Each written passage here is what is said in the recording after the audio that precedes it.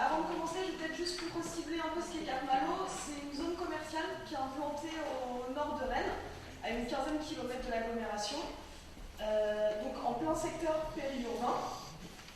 Il y a une cinquantaine d'enseignes qui composent ce pôle commercial, qui sont particulièrement spécialisées dans les loisirs, la restauration, le tertiaire et le commerce, bien sûr. Donc ce pôle commercial, il va induire plus ou moins 1000 emplois directement. Donc c'est vraiment une grosse zone de passage. Intégrer PMA pour Cap-Malo, c'est répondre à deux enjeux qui sont bien distincts, mais à la fois qui sont complètement déterminants pour son développement. Dans un premier temps, un enjeu autour des ressources humaines, donc sur le recrutement et la fidélisation des salariés, en proposant et en s'intéressant à la réduction des coûts des déplacements domicile-travail de ces salariés. On a eu l'opportunité de réaliser une première étude qui nous a montré que 93% des salariés parcourent quotidiennement aller-retour en moyenne environ 38 km par jour pour se rendre sur leur lieu de travail. C'est un coût environné de l'utilisation de la voiture qu'on peut estimer à 15 €, soit 3 760 € pour un salarié. Ce qu'il faut savoir, c'est que Cap-Malo, c'est aussi des emplois qui sont sensibles, voire même précaires. On pense aussi bien aux femmes de ménage qu'aux emplois de restauration, qui ont des horaires d'un côté qui sont complètement décalés par rapport aux emplois dits de bureau, mais également très flexibles et donc qui s'adaptent peu, voire pas du tout, au système de transport en commun qui est actuellement en place sur Cap-Malo. De façon générale, ces transports en commun s'adaptent pour aucun salarié puisque c'est une ligne de bus, 3 passages le matin, 3 passages le soir, avec en moyenne 2 personnes qui montent ou qui descendent à l'arrêt Cap-Malo par jour. Donc on voit bien qu'à l'heure actuelle, c'est la voiture individuelle qui est complètement adaptée pour répondre aux contraintes de ces déplacements. Donc voilà pour le premier enjeu. Et le second, il tourne plus autour de l'image de Cap-Malo. Donc ça visera à continuer de renforcer la vocation éco-responsable de Cap-Malo en faisant de ce pôle une vitrine de la mobilité décarbonée. Donc ce qu'il faut savoir, c'est que Cap-Malo, depuis sa conception au début des années 2000, a souhaité mettre en avant des valeurs autour du développement durable, que ce soit en réfléchissant à la biodiversité, à la gestion des déchets, et qu'il souhaite vraiment continuer dans cette direction, puisque là on a une extension du pôle commercial qui arrive, qui va s'appeler Cap-Malo 3, qui sera dédié uniquement aux activités de tertiaire sur le développement durable.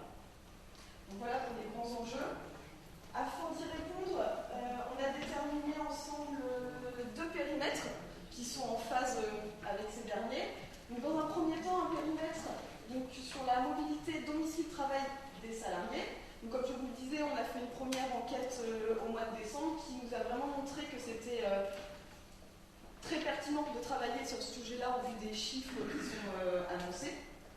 Donc l'idée, ça va être vraiment de co-construire une solution de covoiturage, ou tout du moins de transport mutualisé, qui pourrait permettre aux salariés de réduire le coût de leur déplacement.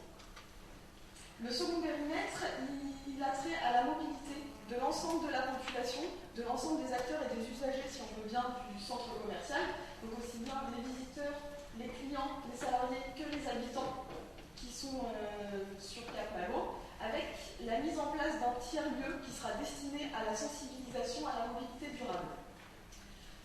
Cap-Malo, c'est vrai que c'est un gros lieu de passage, ne serait-ce que pour le cinéma, c'est plus de 700 000 entrées par an. Donc on est rendu à plusieurs millions de personnes qui passent tous les ans sur Cap-Malo. Donc ça va être un bon moyen de toucher une grande part de la population rennaise. Donc l'idée là, ça va être de mettre en place des animations, des formations, des ateliers qui seront complètement destinés à sensibiliser donc, à toutes ces problématiques de mobilité durable.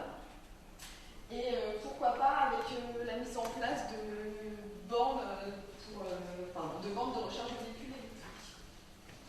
Pour ce faire, actuellement, on est en train de travailler particulièrement sur le périmètre pour les salariés.